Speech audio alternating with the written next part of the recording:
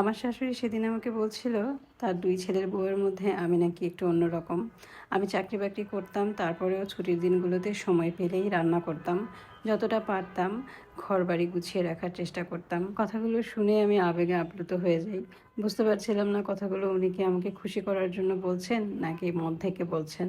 তবে খুশি করার জন্য বলুক আর যেভাবে যে কারণেই বলুক, খুশি আমি প্রচণ্ড হয়েছিলাম।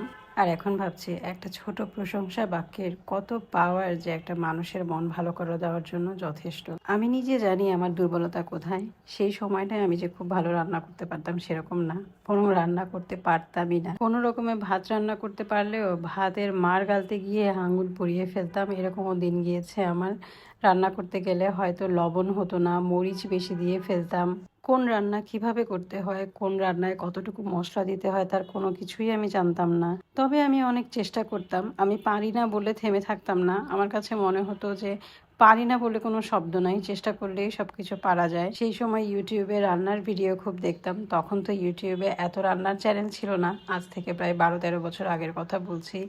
তখন পত্রিকা পড়ে পড়ে রান্নার শেখার চেষ্টা করতাম। পত্রিকায় ফিচার পাতায় সপ্তাহে ১ দিন যে রান্নার রেসিপিগুলো শেয়ার করতো বিভিন্ন রন্ধনশিল্পীর, সেসব দেখে রান্না করার চেষ্টা করতাম। একবার মনে আছে খুব হাস্যকর একটা কাণ্ড ঘটিয়েছিলাম।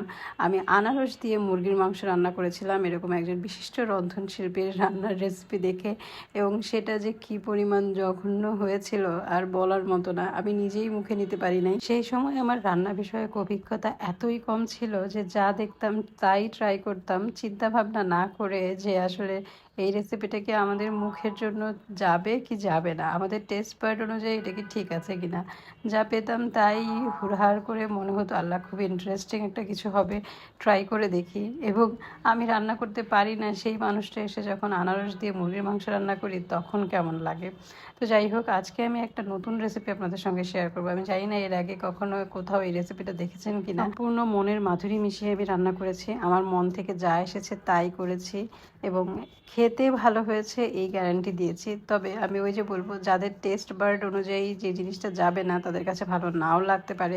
যেমন আজকে আমার রেসিপির মূল উপকরণ হচ্ছে গিয়ে পনির। তো পনির যারা পছন্দ করেন তাদের কাছে হয়তো এটা ভালো লাগবে, তবে যারা পনির পছন্দ করেন না তাদের কাছে একদমই ভালো লাগবে না। এই পনিরটা আমার বাসায় বানানো, দুধ অনেক দিনের পুরনো হয়ে গিয়েছিল, তাই সেই দুধ দিয়ে আমি পনির বানিয়ে ফেলেছি। দুধ জাল দিয়ে তারপর তার মধ্যে একটু ২ টেবিল চামচ সিরকা দিয়ে দিয়েছি।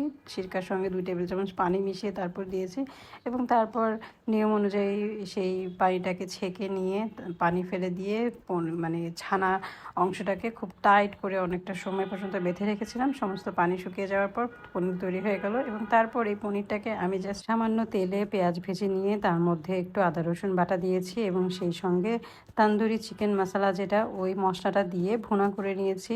খুব অল্প সময়ের মধ্যে এটা রান্না হয়ে যায়, কারণ পনির রান্না হতে বেশি সময় লাগে না। এবং তারপর একটা রেডিমেড পরোটা ছেঁকে নিয়েছি, এবং সেই পরোটার মাঝখানে পনিরের যে ভুনা করেছিলাম তান্দুরি পনির, সেটা দিয়ে দিয়েছি। তারপরে একটু সালাদ দিয়েছি, মানে শসা গাজর যার যেরকম পছন্দ। চাইলে এর মধ্যে একটু টমেটো সস মিক্স করে দিতে পারেন, তবে আমি দিইনি। এরপর জাস্ট এই পরোটাটাকে রোল করে নিয়েছি, ব্যাস তৈরি হয়ে গেল পনির পরোটা। তো এখন চলুন আপনাদের সঙ্গে আমার মেয়ের night time hair care routine এবং ওর মাথায় কি তেল কিভাবে দেই তার একটা রুটিন আপনাদের সঙ্গে শেয়ার করি, এবং রাতের বেলা ঘুমোতে যাওয়ার আগে ওর চুলের যে যত্নটা আমি নিই সেটা আপনাদের সঙ্গে শেয়ার করছি। এটা আমি রেগুলার করি না, শ্যাম্পু করার একদিন আগে করি, মানে সপ্তাহে ২ থেকে ৩ দিন আমি শ্যাম্পু করি, যেহেতু ও বাইরে যাচ্ছে, স্কুলে যাচ্ছে, খেলাধুলা করছে, আমার চুল অনেক ময়লা হয়, তাই আমি চেষ্টা করি সপ্তাহে ৩ দিন শ্যাম্পু করে দেওয়ার জন্য। তাই শ্যাম্পু করার দিন নর্মালভাবেই রাখি, তারপরের দিন আমি ওর চুলে তেল দিয়ে দিই। এবং সেই তেল আমি যেটা করি, প্রথমে একটা এক্সট্রা ভার্জিন কোকোনাট অয়েল নিয়ে সেটাকে হালকা করে প্রায় ৪-৫ সেকেন্ডের মতো ওভেনে দিয়ে একটু গরম করে নিই।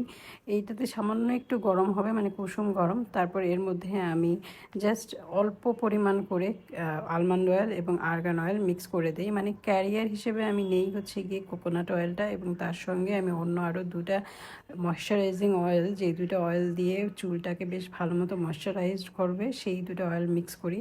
কোনো কোনো দিন আমি আবার ক্যাস্টর অয়েল দিই, সেই সঙ্গে দিই অলিভ অয়েল। আমার মেয়ের হেয়ার পোরোসিটি হচ্ছে লো। এখন লো পোরোসিটি হেয়ারে নারকেল তেল খুব একটা ভালো কাজ করে না, তাই নারকেল তেলটাকে আমি সরাসরি ওর মাথায় দিই না। নারকেল তেলের সঙ্গে আমি argan oil, almond oil, olive oil এগুলো মিক্স করে দিই। যদিও আর্গান অয়েল এবং আলমন্ড অয়েল হচ্ছে গিয়ে বেস্ট লো পোরোসিটি হেয়ারের জন্য, তবে এই হেয়ার অয়েলগুলো এতটাই থিক থাকে যে চুলে দিলে শ্যাম্পু করলেও 2-3 দিনে তেল ছড়ে না, যার কারণে এই তেলগুলো অল্প পরিমাণে দিলেই হয়। এবং আমি নারকেল তেলের সঙ্গে তাই এই তেলগুলো মিক্স করে রাতের বেলা ঘুমোতে যাওয়ার আগে ওর চুলে ভালো মতো ম্যাসাজ করে দিই। নর্মালি মাথার ত্বক এবং চুলের আগায় তেল দিলেই হয়, তবে আমি চেষ্টা করি সম্পূর্ণ চুলেই তেল দিয়ে দেওয়ার জন্য। চুল এতটাই মেসি করে রাখে যে চুলে প্রচণ্ড পরিমাণে জটা লেগে যায়, সেই জট ছাড়ানোর জন্য কিন্তু তেল দেওয়া খুবই জরুরি।